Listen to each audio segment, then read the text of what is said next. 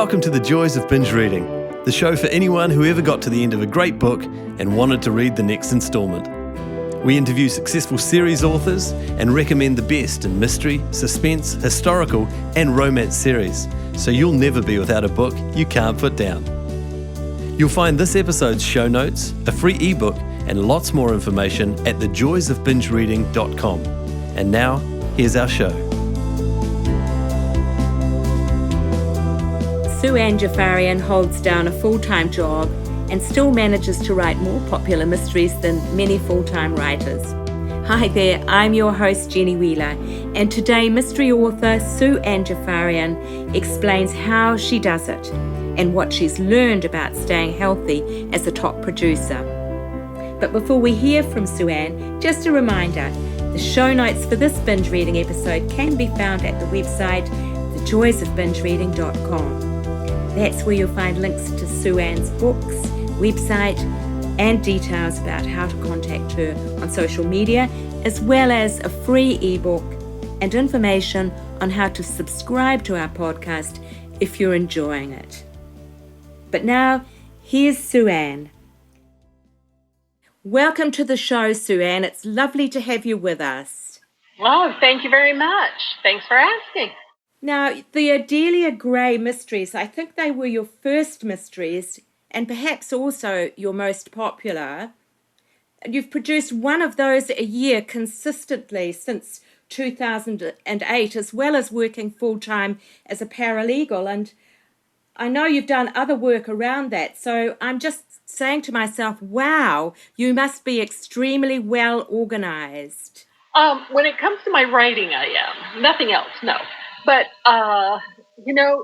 it's like I always tell people who ask me about that, especially budding writers.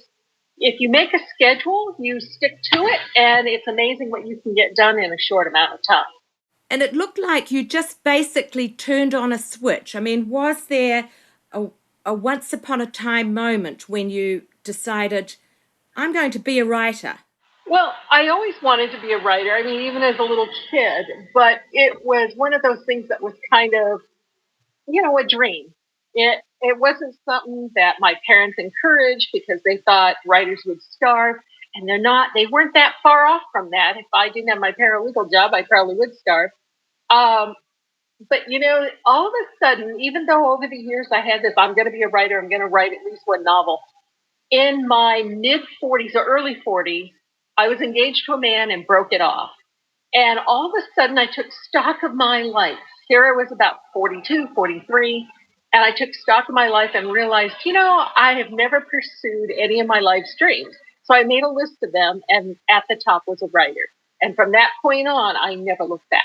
Wow, that's an amazing story. That's a real turning lemons into lemonade story, isn't it? Yeah, I mean, it was a horrible relationship, it turned out, but I'm glad. I mean, that I was writing when we were together, but I really didn't get the kick in the butt until a few years after we broke up. And Odelia sounds quite a lot like Sue. For a start, she's middle-aged, she's got curvy dimensions, and she also works as a paralegal. So where do the similarities begin and end?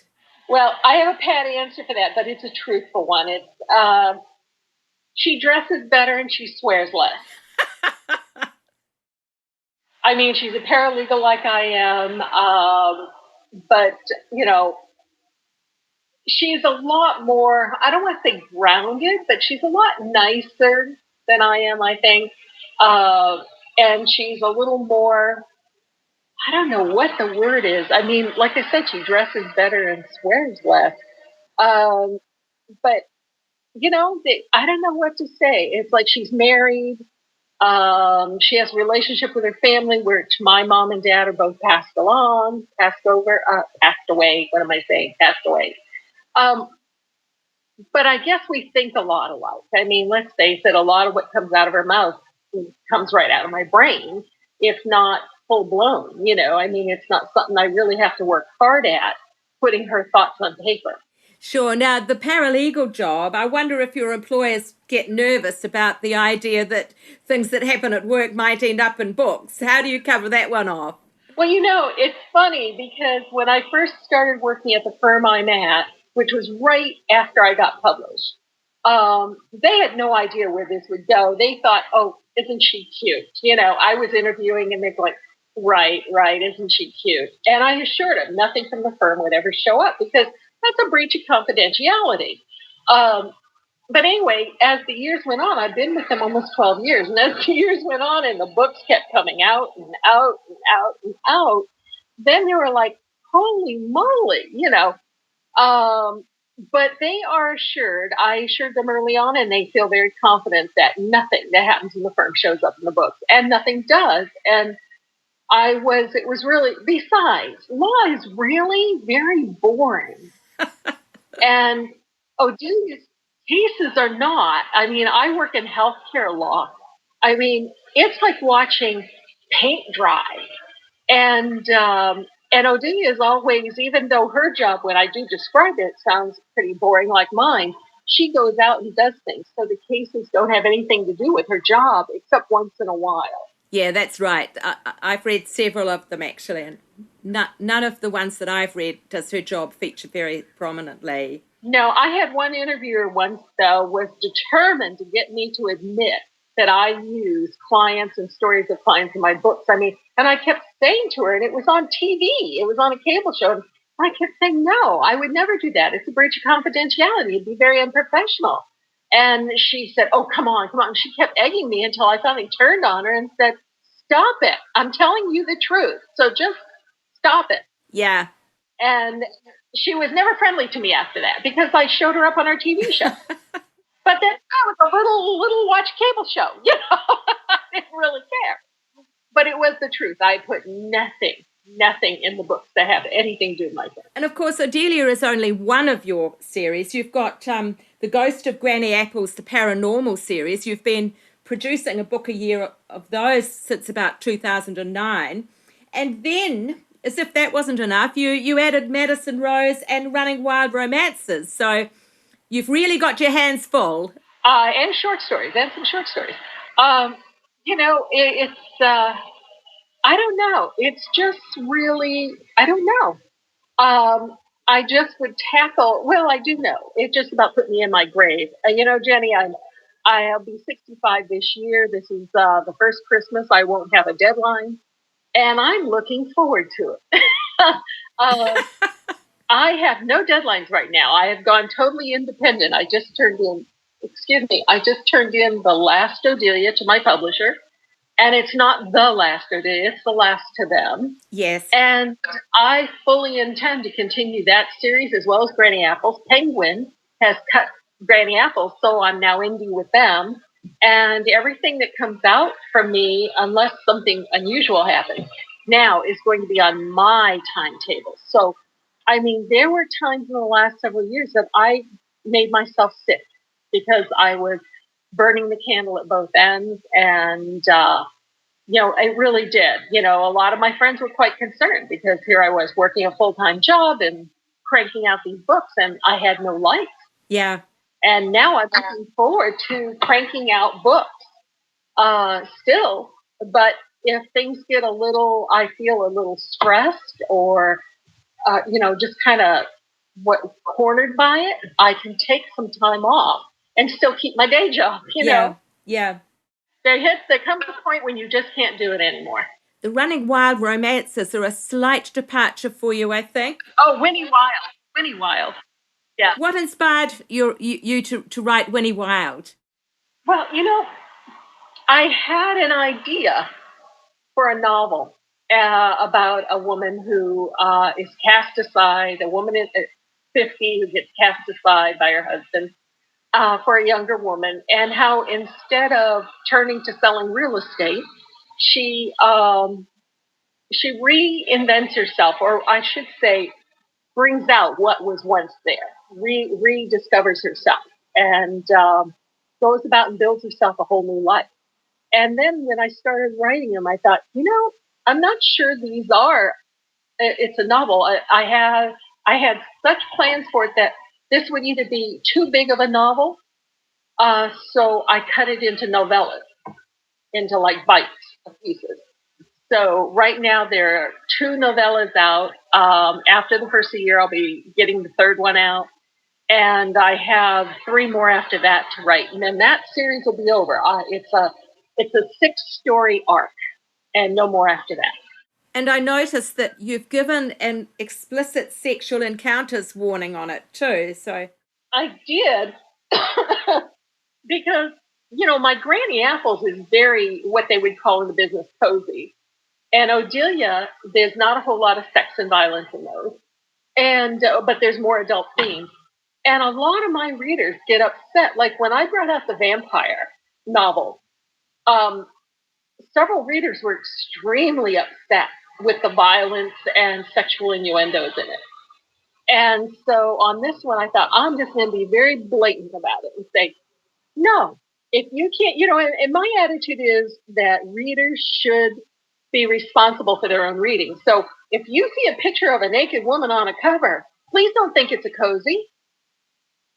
And, read the description, because I had a lot who got very fussy over something to do with Madison Rose. And I thought, you see a woman on the cover with bites on her neck. You read the back cover. You know there's vampires and it's going to be gory.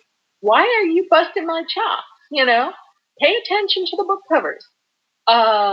So just to be on the safe side, I'm very careful about branding the Winnie Wild and say, graphic sex. And if people don't write me and complain, they don't know how to read.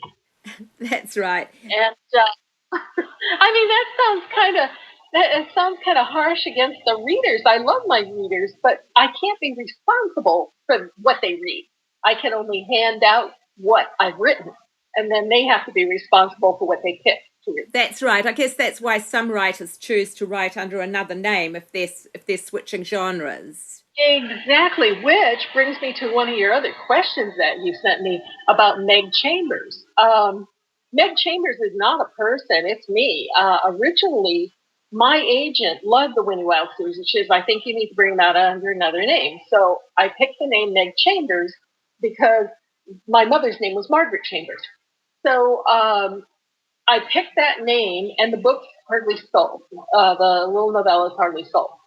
So I rebranded them. As soon as I saw I was not going to do any more with traditional publishers, and actually Penguin I don't think would have minded at all, but just to be on the safe side. And then I rebranded them with my name. So the ones you see on Amazon now are Sue Ann Jaffarian, but Amazon won't let me get rid of Meg Chambers. It's making me crazy. But the future ones will only have my name on it. So I went and put my name on it, and sales increased. Sure, that was why I thought it must be a collaboration, because I saw the name Meg Chambers on it. That's right. Right. Nope, it wasn't. And it was just, but when I rebranded them, it was recommended to me that I leave that name on. So if people had never read Granny or Odelia, if they were looking for the next Meg Chambers book, they would see it on there. So, but the next one won't. The next ones will just be my name. And have you been happy with the way they've been received? I mean, I know that there's a strong feeling that middle-aged women should be able to have a decent love life, but sometimes it really is quite challenging the conventions to write about that, isn't it? It is. And, the funny thing is on that, they haven't sold that well. They had sold better with my name on it, but they're still slow in sales. But I attribute a lot of that to there's been over a year since I wrote the last one. I haven't had the time to market them. But now that I'm not under contract to a publisher, I can give more attention to it. My agent, I had a long conference call with her recently. And we were talking about it. I said, should I just end that series now? Just, not waste my time. And she said, no, it's a great series. I think if you get out a few more, they'll catch on. So, and she's had some interest overseas in them, but they want to see more of them because they're so short. So the plan with Winnie is actually to get out the third one, and then I'm going to put them in a print anthology, 3 of them in one book. And then when I write the next 3, they'll go in a print as well as an ebook. So I do plan over the next year or so finishing those up. Then I'll move on to something else. Yes, it's interesting. I heard Joanna Penn on her podcast a few weeks ago saying that there'd been research done that showed that people had to read 3.7 books of somebody before they really got to appreciate their name or really get sold into the series. So your feeling that you should be doing 3 or 4 or 5 is probably exactly right. And it is funny. I'll tell you, Jenny, it surprises me. I've been around forever. At least I feel like I've been around forever. I have like 25 books out in the market. But it is really funny how often I still get emails from people who are just now discovering me. Yeah. Somebody, they see me in the library, they see one of my books at the library, or a friend recommends it, and they're just now discovering me. And I have, the 12th Odelia is coming out in 2 months, and they're just now discovering me. So Yeah. it's really fascinating because you would think, well, I've kind of, petered out my market, but I haven't. And the same with Granny. I have an independent Granny coming out next year, the end of next year. And people are clamoring for more Granny. Now, the sales, they were cut by Penguin. The sales weren't up to Penguin's figures, but they certainly will be up to mine. When you have a big publisher, they're looking for, 30, 40, 50,000 copies sold. And when you're an independent, it'd be nice to have that, but it's not a requirement to keep it going. Absolutely. And that's the other trend in the publishing industry that I've been hearing about, is that the mid-list authors are being really cut back. So it's probably a very good career move for you to go indie. It really is. Yeah, even my agent. I mean, a lot of agents don't like that. I've had a lot of friends who said their agents cut them when they went indie or didn't want them anymore. And my agent's very gung-ho because she feels there's still work out there that we can sell to publishers. But in the meantime, keep Granny and Odelia going. They're my signature series, is particular Odelia. And actually, Granny sells more than, it's so funny. Granny actually is my most popular series in sales, but I think Odelia is more popular in how beloved it is by the readers. Oh, that's lovely. That's lovely. Now, just turning away from writing for a moment, you're also a motivational and humorous speaker. And you seem like a total overachiever. I wonder, how did you get that side of your career started? Well, that just came about from being a published author and getting asked, will you be at this library event? Can we bring you to this luncheon? Can we? And if you do well, they spread the word amongst their organizations and libraries, saying, here's somebody who's really good to have speak. And that's what happened. It just built from there. I haven't done this year. I cut back on everything except for a couple of library events because I was tying up a series. I've been busy at work. I co-chaired a big conference. I didn't have time, but I'm planning on getting back on that next year, and particularly in a couple of years when I retire and have more time. I intend to travel and take my show on the road. So people can get to meet me. I get a lot of complaints from readers because I don't travel, but I don't have time. I don't have the time.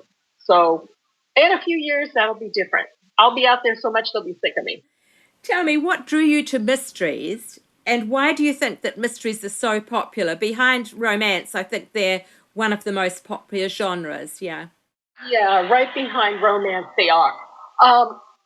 Honestly, I was not a big mystery reader at all until I started writing them. I wrote originally I wrote 2 general fiction novels, and my agent at the time, not the same lovely person I am now, she couldn't sell them. We were shortlisted with a couple of major publishers, but they never sold. And she said, you need to get into mystery. So, and I'm thinking, I didn't even consider writing mystery.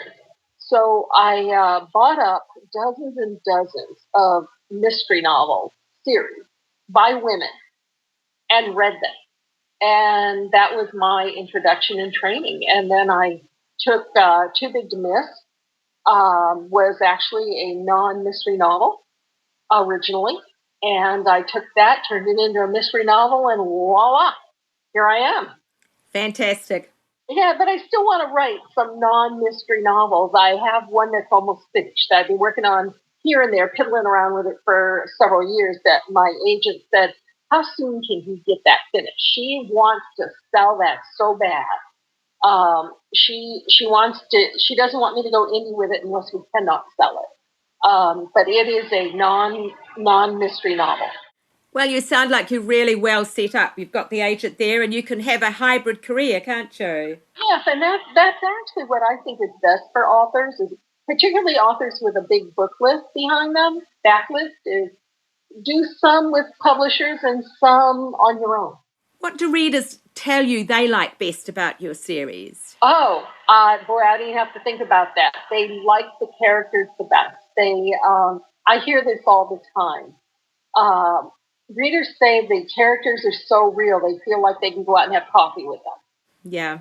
That's a great point of pride for me. If people are saying they want to go have coffee with Odelia, or they want to date her husband, or they want to meet Granny, that tells me that I'm on track. They're not cardboard characters. Sure. Even the Master Rose. I mean, I had a lot of people write and say, I could have sworn those vampires were real. They were real people walking amongst us here in Los Angeles, because I didn't make them sparkle and I didn't make them, fly all over the place and things like that. They were actually like normal people, but they were vampires. Yeah.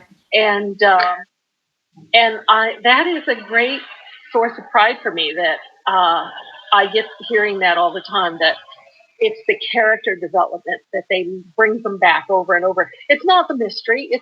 My books are character driven. And it has to have a good mystery, but they're character driven. They want to revisit those characters again and again and again. One of the poignant things about Odelia is, well, it's a lovely thing, the relationship with her husband. It seems like a really genuine love that they have for one another, but just that slightly unusual extra factor that he's in a wheelchair. What led you to decide to do that, to make Greg a wheelchair-bound person? In one of the non-mystery novels, the second one I ever wrote that never saw the light of day, almost got purchased, almost, by a couple of different publishers. But at the end, when they turned it down and told my then agent why, they loved the character of Greg Stevens. That was a recurring theme. They loved the character of Greg Stevens in the second novel I ever wrote. So when I needed a love interest for Odelia, I just poached him from that book. And I've never looked back. It's been great. He brings a different look to it. He sees things differently. He's on a different level, height-wise. He has experience being invisible, because we don't always notice people in wheelchairs. And her mixed with her weight, who often overweight people are also considered invisible. The two of them together make a perfect team. And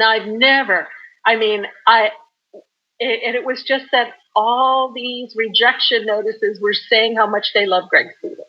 So I knew he had to come into one of my other books. And here he is.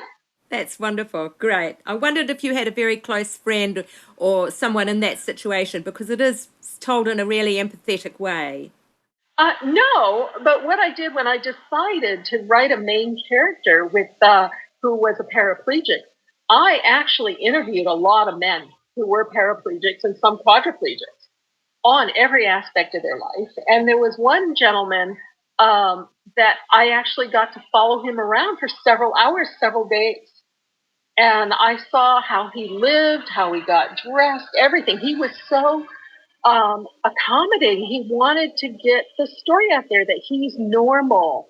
He's normal. He was a bit of a stinker, but he was adamant that people saw him as normal.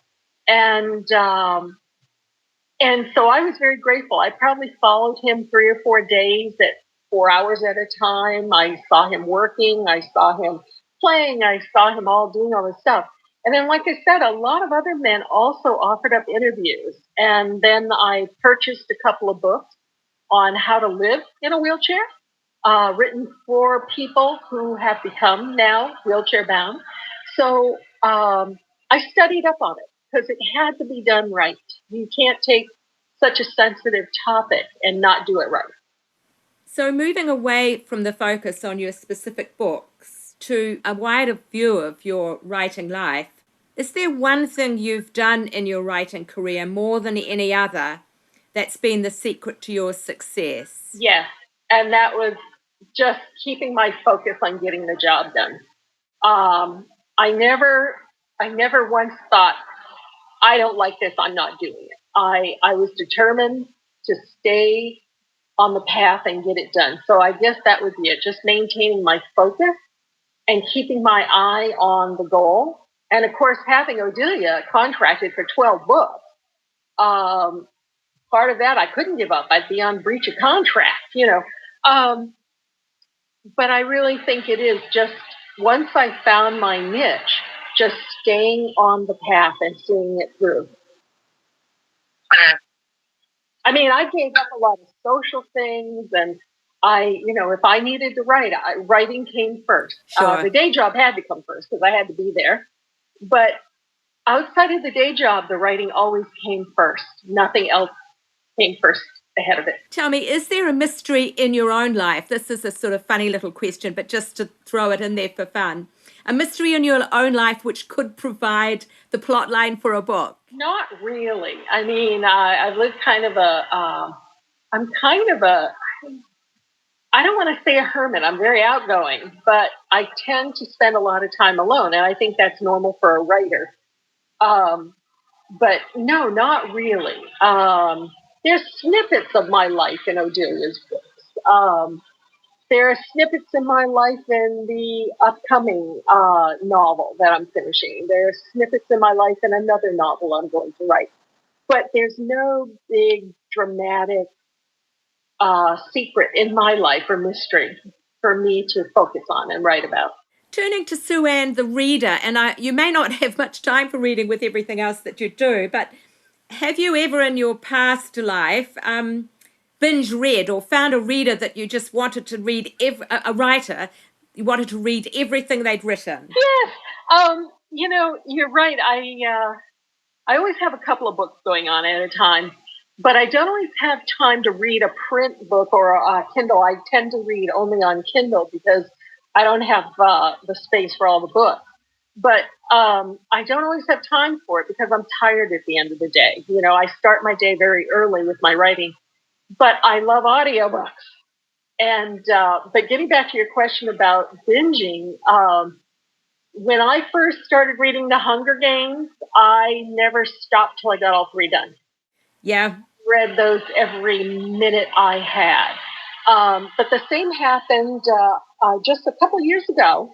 I had never read Michael Connelly. And I thought, Michael Connelly, my gosh, and people were just looking at me going, how can you say you've never read Michael Connelly? I said, I just never have. So I got his first book and I went through his entire series until I was caught up. Amazing. Yeah. And I read no one else until I was caught up. I read them, I listened to them on audio, and I never read anything else until I was caught up with Michael Connelly. And now I am. That's great. And I've read all of Diana Gabaldon's Outlander series, not the companion books, but all of the actual series. Sure. You've alluded to it earlier, but you've got some big changes coming in your life in a couple of areas. You're going partly indie, so you've got a publishing label, I think, that you're going to be publishing under, and you've got traveling plans. Could you tell us a little bit about those new projects? Absolutely. I'm so excited about this that I wish it was happening sooner, but it's not. I'm retiring, and my dream for retirement is to buy an RV and travel this beautiful country, visiting my readers, talking to them, interacting with them, selling them books, and also my writer friends. I have so many writer friends all over the country, and we've talked about doing things together. My novel, or my RV, my plans for travel. Ooh, I lost you. There you were. My plan is, it's called the Novel RV. And I have a logo and everything, and my future indie books will all be tagged as being from the Novel RV. And so probably in about a year and a half, a little over a year and a half, the Novel RV will be hitting the road. Sounds fantastic. Yeah, if all goes according to plan, in about a year and a half or a little over that, sometime in spring, hopefully, of 2019, or definitely by summer, I want to be in an RV, living in an RV, and traveling all over the United States with my books and my writing, and going off into a national park and seeing the national parks and spending a few days there in solitude, writing, and then coming back and doing more speaking gigs, and then disappearing and writing and writing and writing. And to me, that's a dream job. That's a dream life. It certainly sounds very attractive. Doesn't it? So I'm anxious because I want it to happen now, but I can't. I have to wait until I'm able to retire. But I have a countdown on that. In fact, everybody laughs at this, and you can laugh all you want. But from today, my target date is 471 days away. Absolutely fantastic. Yeah, I saw on a blog a while ago, it was 500 days to retirement, you put. It's now at 471. Now, that's not, and my office knows it. My office knows that I'm biting at the bit to leave, and it has nothing to do with them. But, it may not be exactly 471. It may be 500 from today, but that's the target. Wonderful, Sue Ann, wonderful. Well, look, we're coming to the conclusion of our chat. So could I just ask you, where can people find you online? And if they want to connect up with you, what's the best way to do that? My website is www.sueannjaffarian.com. My blog is Babble and Blog on Blogger. So it's sueannjaffarian.blogger.com. But I'll tell you where I'm most active is on Facebook. You're a real Facebook fan, are you? Yeah. Well, some of my readers don't like me on Facebook. I have a fan club on Facebook that is very active, and I highlight other writers there. They talk about books they're reading. They talk about my books. I run all my contests through it. Everybody loves it. There's quite a couple of thousand people on there now. I'm trying to think. I think it's like 2,200 people or something like that. Oh, that's great. Yeah, it's really, I'm trying to see the exact count. We've been very excited about it, and the fans love it. And like I said, that's the only place I run contests. So when I give away character names in a book, or if I give away books, or when I launch books, that's where I do it. And I have also a Sue Ann Jaffarian author page, but I just post things about books there. I don't spend time there. I just post things about books. And then I have my private one. And my private one is, my club is 1,258 members. Okay, 1,258. I have about 3,000 on my personal page.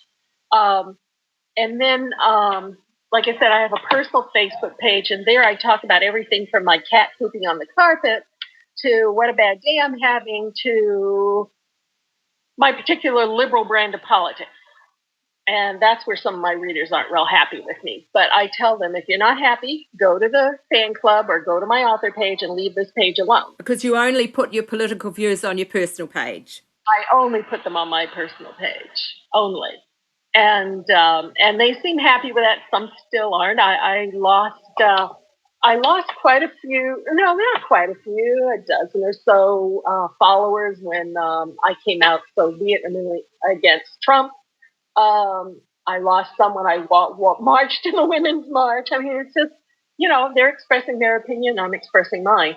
But so there are 3 places on Facebook to find me. But the most popular is either the fan club or my personal page. Well, that's wonderful, Sue Ann. Look, it's been great talking today. It really has. Oh, I loved it, Jenny. You keep writing. I will. I always say I'm going to keep writing until they put a toe tag on me, Yes, that's wonderful. Look, thanks so much for your time. Thank you. You have a good day down under. Thank you, dear. Bye. Thanks for listening to the Joys of Binge Reading podcast. You can find all the details and links for this episode at www.thejoysofbingereading.com. We'd love to hear your comments and suggestions for who you'd like us to interview next. And if you enjoyed the show, take a moment to subscribe on iTunes or a similar provider so you won't miss out on future guests. Thanks for joining us, and happy reading. The Joys of Binge Reading podcast is put together with fantastic technical help from Dan Cotton and Abe Raffles. Dan is an experienced sound and video engineer who's ready and available to help you with your next project. Seek him out at dcaudioservices@gmail.com. That's D for Daniel, C for Charlie, audioservices@gmail.com, or check our show notes. He's fast, he takes pride in getting it right, and he's great to work with. Our voiceovers are done by Abe Raffles, another gem of sound and screen. Abe has 20 years of experience on both sides of the camera/microphone, as a cameraman director and also as a voice artist and TV presenter. I think you'd agree that his voice is both light-hearted and warm. He is super easy to work with no matter what the job. You'll find him at Abe, A-B-E, at pointandshoot.co.nz. As I say, the full details in the show notes on the website. That's it for now. Thanks for listening. Hopefully see you next week. Bye.